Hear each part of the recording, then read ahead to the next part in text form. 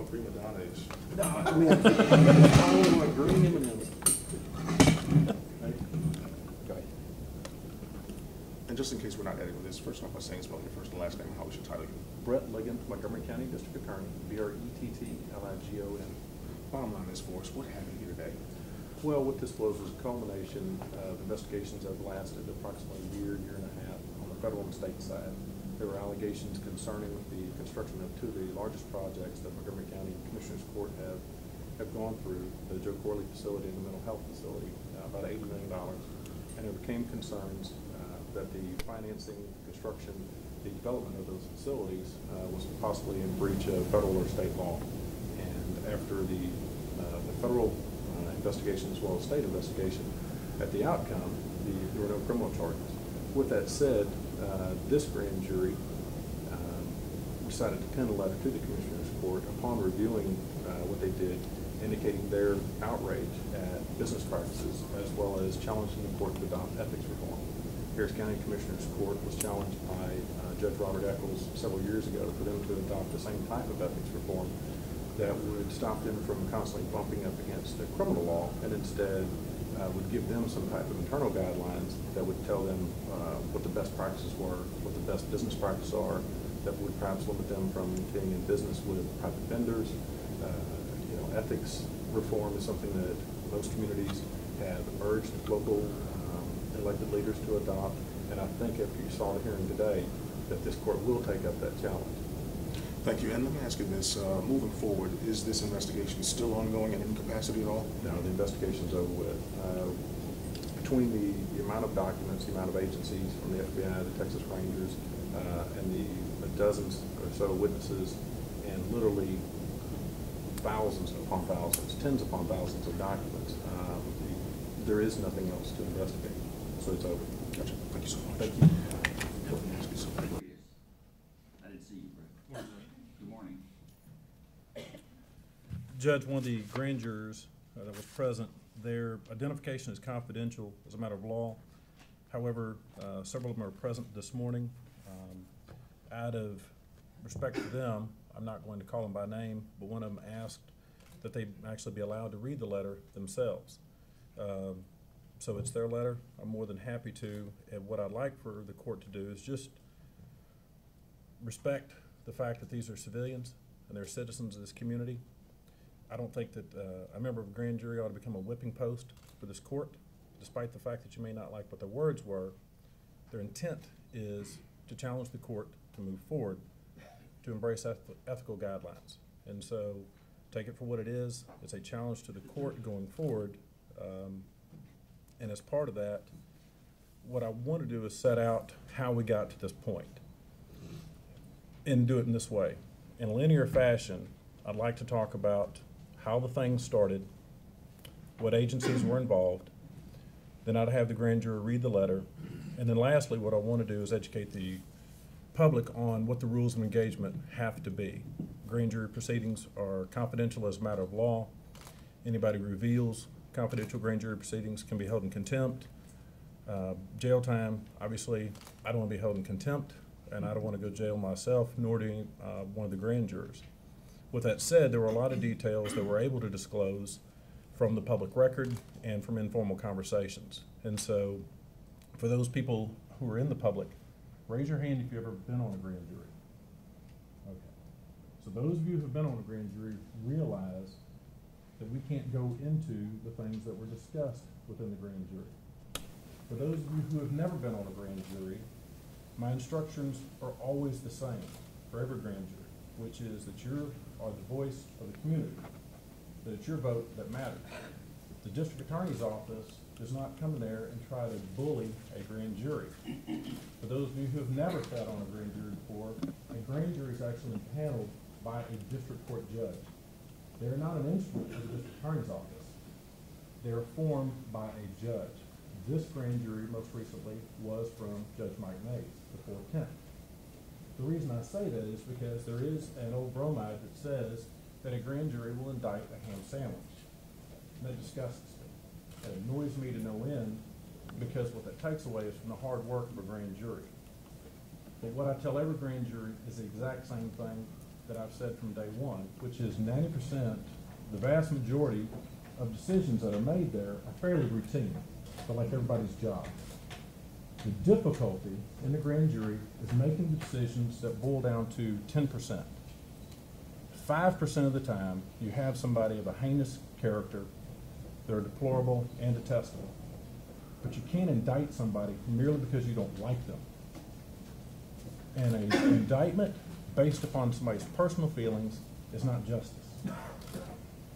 The other 5% is just because somebody is nice and just because somebody is a member of the community, because they're handsome or because they're pretty, doesn't mean that they get to avoid criminal liability if they violated the law. And so oftentimes what you'll have is bad, no good people that are bad neighbors, and there is an emotional incentive to render a charge. And you can't do it, and that's not justice. On the other hand, the sympathy goes the other way to people who are in the community, and they've been nice, and they've been good neighbors, and yet they violated the law, and you have to stay away from the sympathy. And so that's always the big challenge within a grand jury. So for those of you who've never sat on a grand jury, and those of you who've never been challenged for a grand jury, that's the way that a grand jury is handled. And so for those of you who have been on a grand jury, I thank you for your service. Now, in a linear fashion, approximately 2 years ago, last month, I was contacted by Commissioners Chance and Metter in regards to whether or not they were being investigated. I also received word from Commissioner Doyle inquiring of the same, not of him.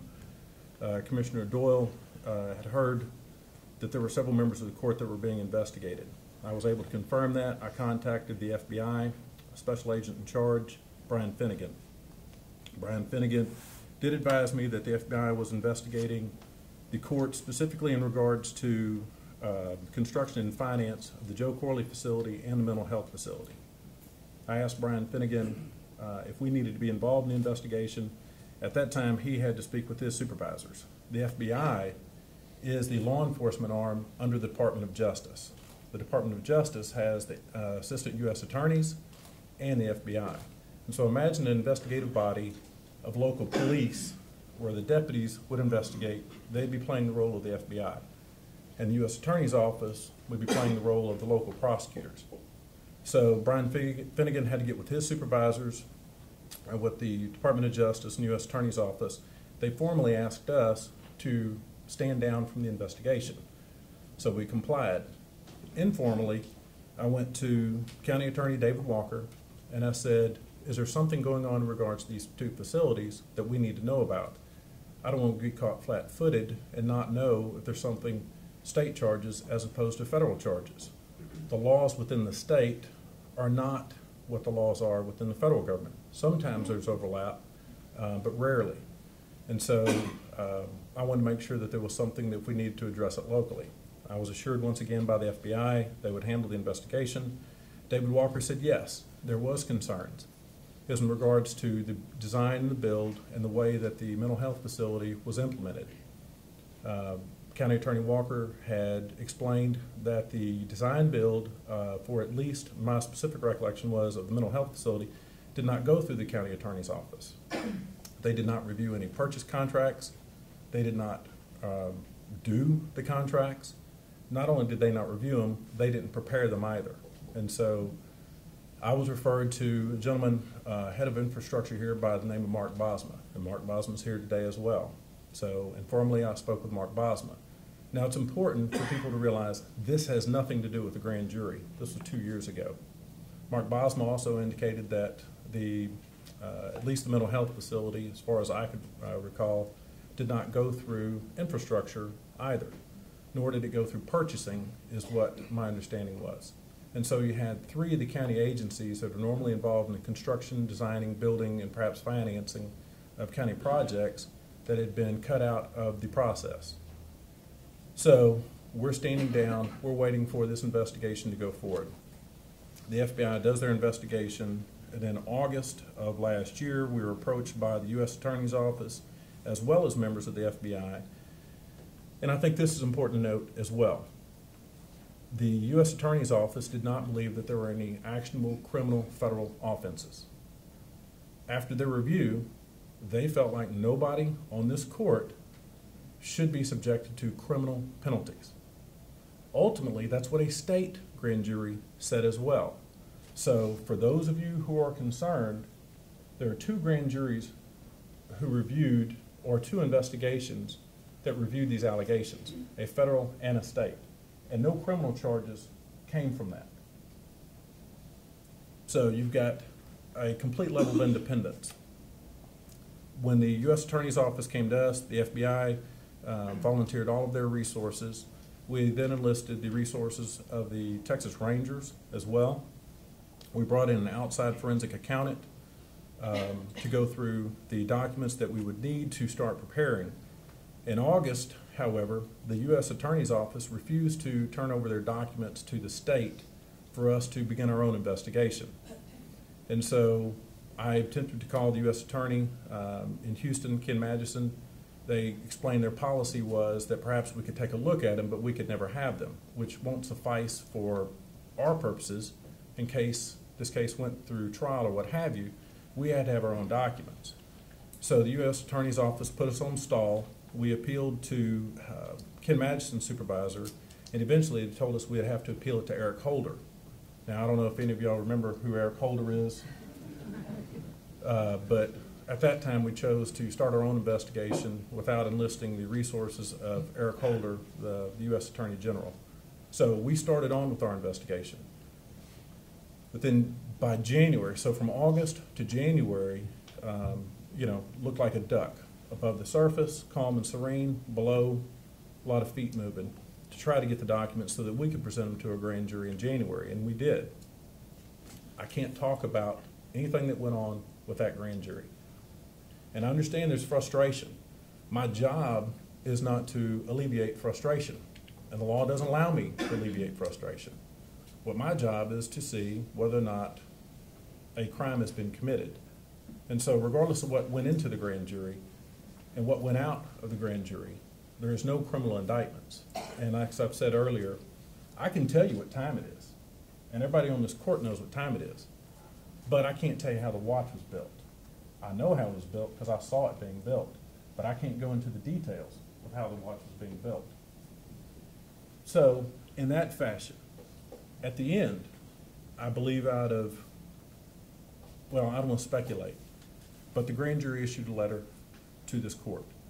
And so at this point, what I'd like to do is have that grand jury read the letter to this court. And then when it's over, I'll be happy to reiterate what the grand jury secrecy laws are that prevent me from going into the details, and rightly so. And there's a reason why there should be a robust public integrity division in any DA's office. And the reason is because if an innocent accused survives scrutiny and is not indicted, then that person's reputation should stand at the end. On the other hand, if there is enough information for a criminal indictment, then they have the opportunity to fight those charges in public. And so there are times when I feel constrained by the grand jury secrecy laws, but I respect them, and I'm hoping that people in this courtroom respect them as well. And so I don't want this to become a Donnybrook at the end. I have very specific proposals in regards to ethics reform that I think will prevent a lot of this behavior from coming on. This court has used criminal law as the threshold for its engagement in regards to dealings with vendors in the community. And it's always, is this against the law? Is this against the law? Which is why y'all's conduct continuously comes under review by the district attorney's office, because you're using me as a hard stop. You're using the district attorney's office to be your threshold of what's permissible as opposed to what's advisable.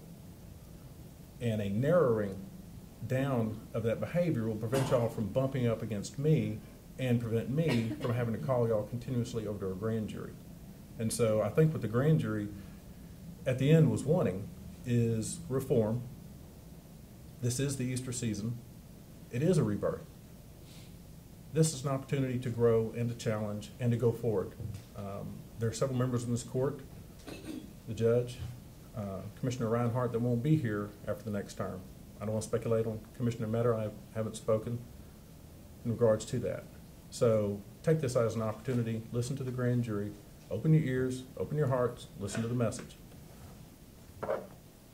In preparing for the hearing this morning, I didn't I don't like it when an employee comes to me. I know the sheriff doesn't like it when people say they got a problem, they don't have a solution. Well, I got problems. I got 99 problems. And as elected officials, we all do. But I wanted to come with some solutions as well. I'm tendering to the court the local government code 161001.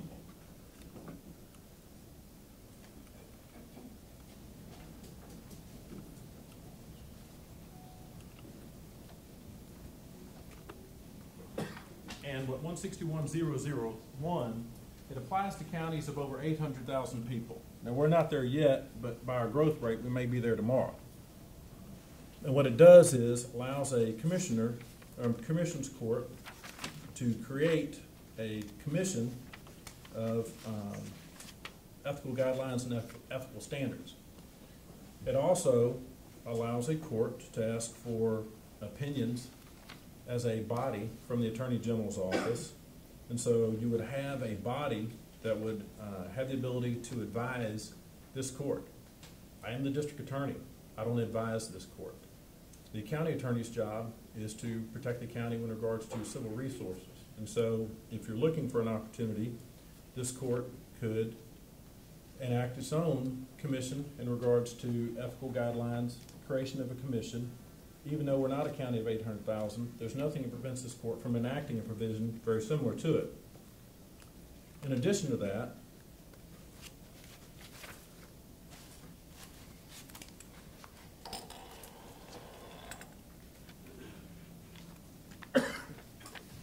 I have contacted former Harris County Judge Robert Eccles. Those of you who know Robert Eccles know that he was involved in one of the most ugly battles for ethical reform for the Harris County Commissioners Court. And so I've contacted him to see if he can provide us with those guidelines and standards. And then, John, did you have those, Tyler?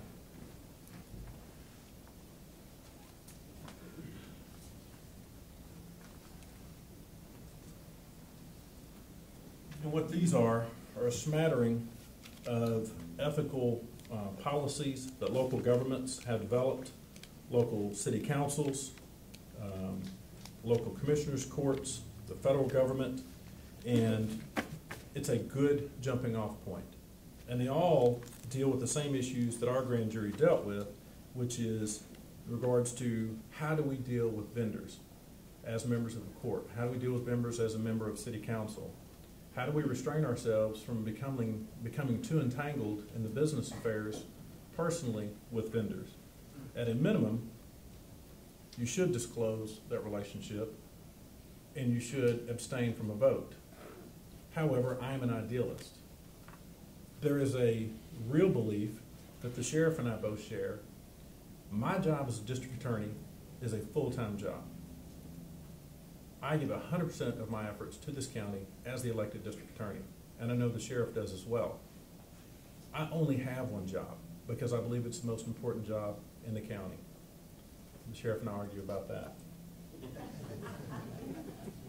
But there are guidelines that say that commissioners don't have to involve themselves in private business, that the money that we make as elected officials is oftentimes enough to live on without engaging in work that would bump up against vendors.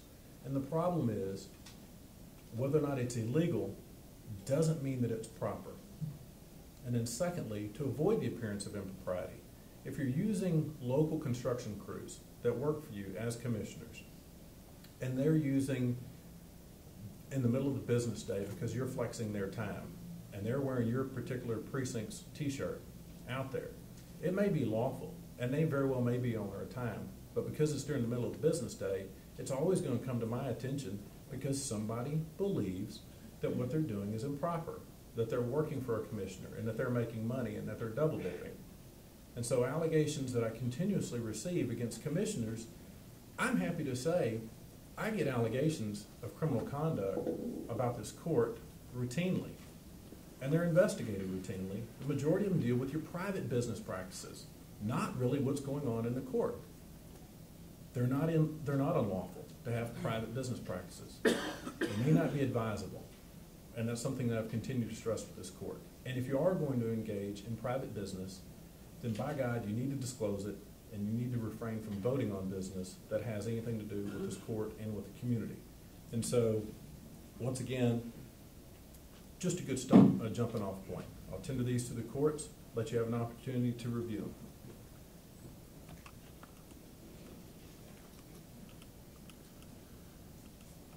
Is that correct? No, I have more specific. Okay.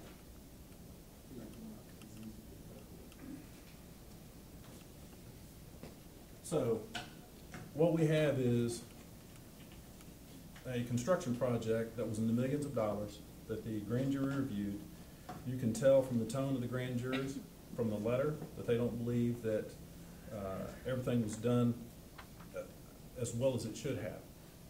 In public integrity, we continuously have to deal with agencies that don't spend money the way they should, or that their accounting practices aren't what they should. And it's frustrating for grand jurors because our conduct is bottom line. Is it criminal? And oftentimes it's not criminal, but it looks bad from the outside, and so then we'll have to go and investigate it. At the end, a lot of it's just financial mismanagement, and it gets frustrating because I don't have a pulpit. That's not my job. Financial mismanagement is not my job. That's y'all's job. And I think that's what the grand jury is getting at, is the fact that is on this design build or on the mental health facility, there was unanimity.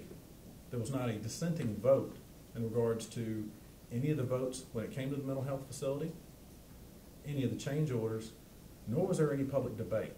And so the project that cost the county the most, the project that hadn't been done like any other project before, didn't go through infrastructure, didn't go through the county attorney's office. And yet there wasn't a question asked, there was no scrutiny. And the concerns are that the money, the millions of dollars that passed through there, that there was waste to the tune of closer to $2 million. There's also, and Judge, as you and I have discussed personally, there's this continuing concern, and this conduct will continue to raise people's scrutiny, is this county has been overbuilt. Those aren't my words. I'm merely law enforcement. But the county has been overbuilt, and the allegation is, or the concern is, to the tune of over $10 million. And so... You say overbuilt, overbuild? Overbuilt. B-U-I-L-T. And so those are the concerns that the grand jury has. They're frustrated. There are no criminal, actionable criminal charges that came from this grand jury.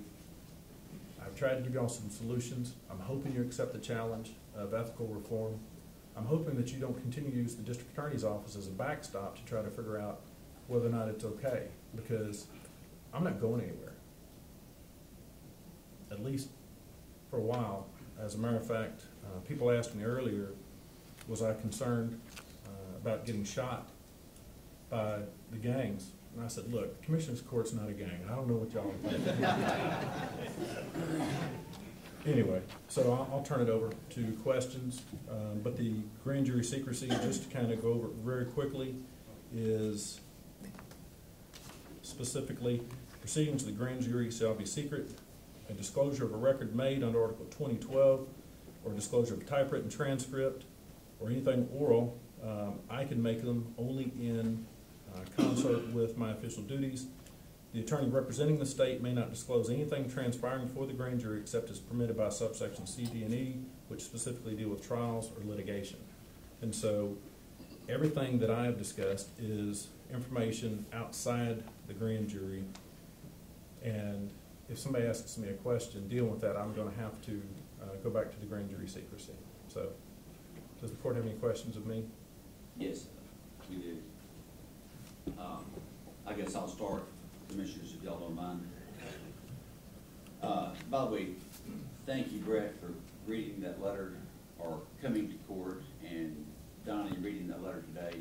I've known Donnie Cates for years. Specifically, was there anyone on this court who has been investigated by the grand jury as to undisclosed conflict of interest? I would refer back to my earlier comments. I was notified by Commissioners Metter and Chance inquiring as to whether or not they were an investigation of either us, and I discovered it was a federal investigation. Once again, that's separate from the grand jury, has nothing to do with the grand jury.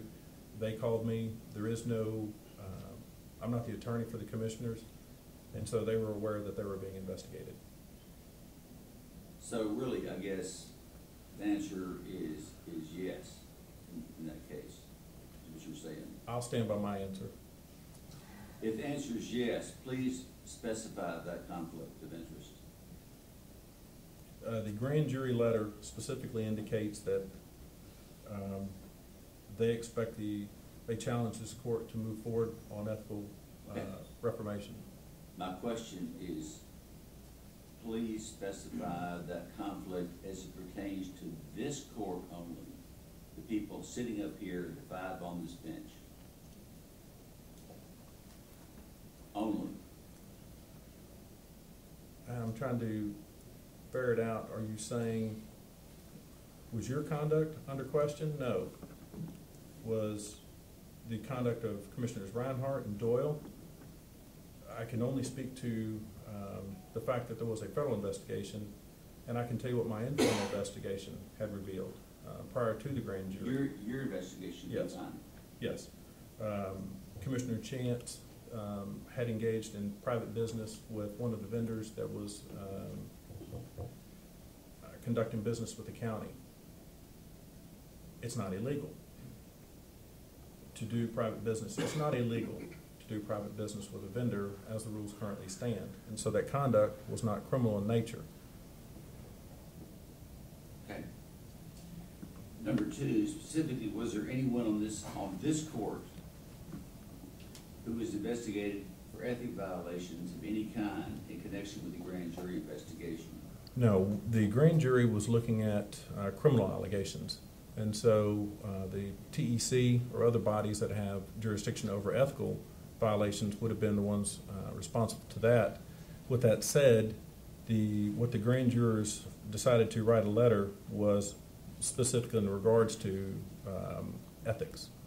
And so we don't investigate ethics. I have people come to me all the time saying that somebody is a dirty, no good SOB, and that very well may be, but that's not a criminal allegation. And so we don't, that's not what we investigate. Now that, as in any investigation, you may discover something later on that may be morally reprehensible to you, but that doesn't mean that it's a crime. And so our jurisdiction is solely criminal in nature. So in essence, the grand jury didn't investigate ethics violations of this court, the 5 on this bench. I think they became aware of ethics violations as opposed to investigating them. And perhaps I'm splitting hairs here, but I think that the letter issued by the grand jurors, every single person on this court other than Commissioner Nowak got to see who the members of that grand jury were. There were no patsies on that grand jury. And so that grand jury knows how to speak for itself, and I thought it did so well through their letter. Specifically, in connection with the grand jury probe, was there found from said investigation any diversion of funds, compensation, or loans, or the like, paid to any member of this existing court? No indictments, no criminal indictments issued from that grand jury. And so, do I believe that the commissioners personally benefited from their relationships? No, I don't. Personally, I don't believe so. Thank you.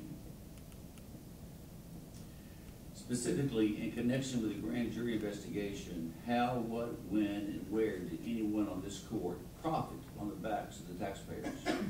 I think that the grand jury letter speaks for itself. I know it's frustrating. Okay, this is the one that gets to me the most. I understand, but I also understand that y'all have more information that y'all can disclose than I can disclose. Every member of this court was involved with every vote. Every member of this court was involved in the investigation prior to the grand jury. So there's nothing restraining any member of this court from speaking out. There is something that stops me from speaking out. So I once again refer back to the letter of the grand jurors. and say Well, it is a. let me ask the commissioners, did any one of you commissioners profit on these two particular projects?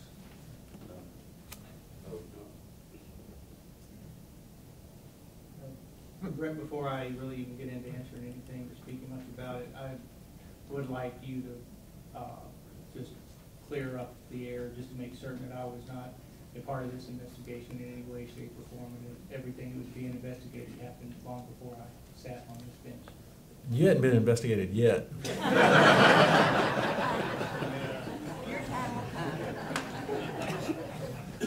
Okay. Last question. And this is the bottom line. Wasn't the 410th grand jury investigation and/or the investigation before the grand jury investigation? You understand that? Yes, sir. I think I do. Primarily about someone who no longer is a member of this court and did in fact receive some form of compensation loans from the developer of the Joe Corley Detention Center and/or Montgomery County Mental Health Treatment Facility. This will be the, I'll go back to my original linear presentation. Commissioners Chance and Metter inquired as to whether or not they were the targets of an investigation, and they were informed that they in fact were the targets. That was approximately 2 years ago. But I have to say, there was no criminal, no actionable criminal charges that fell from that, and so I don't think somebody should have the yoke of a whisper campaign. It's damning. It is. If that grand jury could have got to criminal charges, I assure you they would have. And they couldn't, and therefore they didn't. And I applaud them.